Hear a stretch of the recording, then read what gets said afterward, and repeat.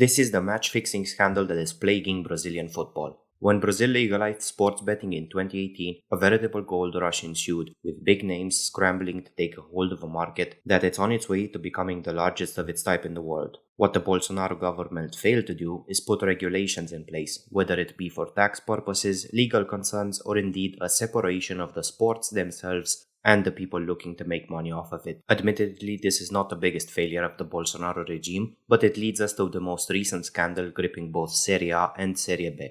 The initial investigation was opened in regards to 3 matches, which took place in November 2020, later extended to 11 matches, with new findings being uncovered almost daily.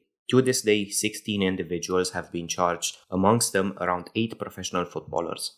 Their clubs range from giant Santos to lower league sides, with players receiving either upfront payments or later payouts for offenses like receiving red cards or causing penalties. The federation has issued the usual statements of collaboration with authorities, clubs and FIFA, and have stated that there is no threat of suspending the league. Apart from that, they are keeping quiet and being relatively sparse in their comments, which might lead some to believe that the investigation so far has barely even scratched the surface of the issue. Symptomatic of this case are the lower league players, whose salaries often do not even reach $200 per year. With such a low standard of living, the prospect of earning multiple times that for receiving a yellow card might seem enticing to people who are struggling to sustain themselves and their families. We shouldn't be so quick to judge these offenders as in most cases with crime, they are simply symptoms of a broken and unregulated system. The investigation has already seen punishments handed out, with the clamor for more widespread reform growing more and more louder. A number of politicians have already made promises of parliamentary commissions